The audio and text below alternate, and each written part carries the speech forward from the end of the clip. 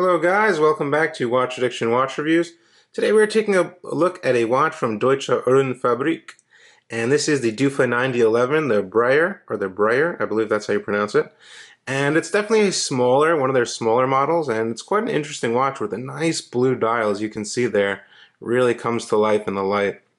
Anyway, this watch is obviously it's an automatic watch. It's a Bauhaus designed watch. It is made in Germany, labeled down here at the 6 o'clock position.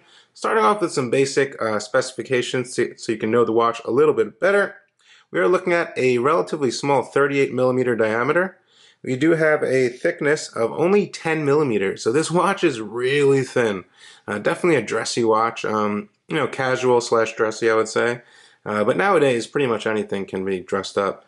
Yeah, that's how it goes, I guess. We do also have an 18 millimeter lug width. The strap is 18 mils, tapers down to 16 on this nice genuine calf leather strap with contrast stitching. It's pretty cool. Yeah. Anyway, the dial is very simple and minimalist. We have that nice DUFA shield applied below 12, all applied brushed indices or markers, and then we have a matching date window at 6, which is actually really legible for this size dial, which I like that they did. It kind of also helps with the larger 12 applied over here. It kind of matches up.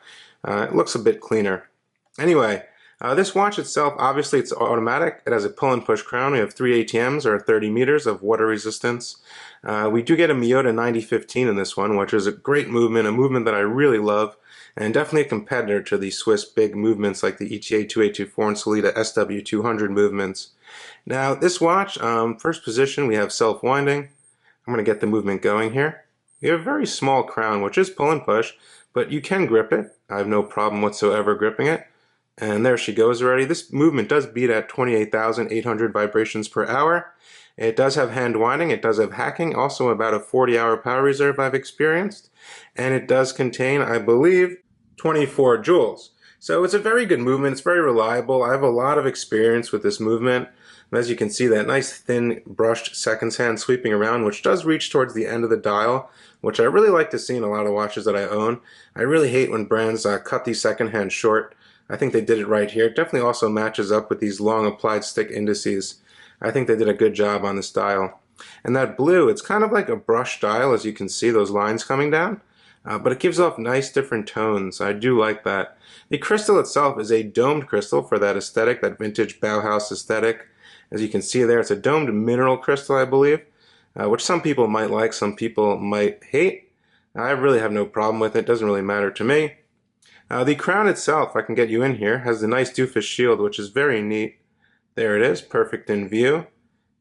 Yeah, very neat there. It looks pretty good. Now, the sides of the case are brushed, and we have those nice kind of droopy teardrops, as you can see here, or raindrop lugs, which help the watch wear like a true 38, in my opinion. They kind of droop down here and conform to the wrist, so it's all brushed over here. And then the case back, which is actually larger than from here to here if you look at it, is actually highly polished. The bezel itself is highly polished all around, as well as the top of the lug. So we get two different finishes there. Now heading to the case back, I wanted to show you guys this. It's really cool what they did. So basically, the rotor on the 9015 sticks out through the bottom half of the window, and it's also held on by 4 screws, 1, 2, 3, and 4, like a typical German watch you would see. I think it's just really cool. Also does say Deutsche Uhrenfabrik and sorry, my German's not good.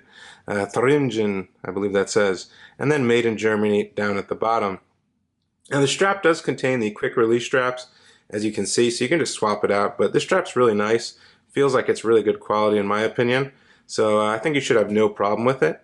Right now I want to throw this 38 millimeter watch on my 6.5 inch wrist so you can know how it fits on my wrist, so you can compare it to yours. I'll be right back. And there she is on my 6.5 inch wrist. So it really fits end to end. It's definitely a smaller, definitely can fit under the cuff. Nice side profile, very close to the wrist, as you can see. There's the strap. The buckle itself is polished with the nice DUFA emblem once again. And yeah, overall, it's very comfortable on the wrist. It's quite light. Has a great movement. The finishing is pretty good. It feels like a decent quality watch, and you get that nice German aesthetic Bauhaus design, which I really have come to appreciate over the past couple of years. Anyway, guys, that pretty much sums it up for this one. I think it's a great looking watch. It feels like good quality for the money. If you want to know more about this watch, such as pricing on a lot of their different models. They have a ton of models, or you can just check out my channel. I reviewed a couple other of their watches. You can check out the link in the description below or read the full article at watchaddiction.com. And I hope you guys enjoyed this video as much as I did producing it. Once again, this is the DUFA Breuer from Deutsche Uhrenfabrik, and I will see you guys on the next one. Thanks for tuning in. Bye.